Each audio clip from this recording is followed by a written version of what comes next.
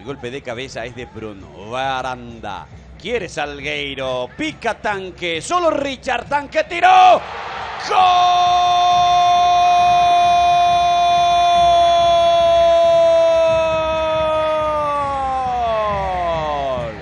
¡Qué golazo! ¡Gol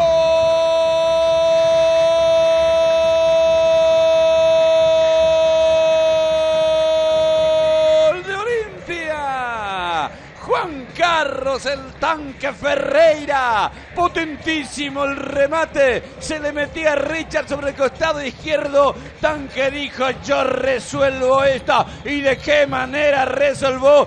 Le estaba picando la pelota, le pegó de aire, magnífico, estupendo. El balón va rozando la cara interna del travesaño para meterse ante la volada, ante el esfuerzo de Cardoso. Golazo del Tanque Ferreira, gana Olimpia 1-0. Sí, un lujo que fue precedido de otro, el golpe de taco en el aire que ensaya a Salgueiro para dejarle esa pelota allí bien adelantada a Ferreira, y que vio justamente con unos pasos por delante de su posición normal al portero y le coloca la pelota por arriba con una justeza, una precisión que pasa tan cerca de las manos de Cardoso como también del travesaño para concretar este gol que Olimpia lo había trabajado ya antes, pero lo concreta de esta manera espectacular por medio de Ferreira.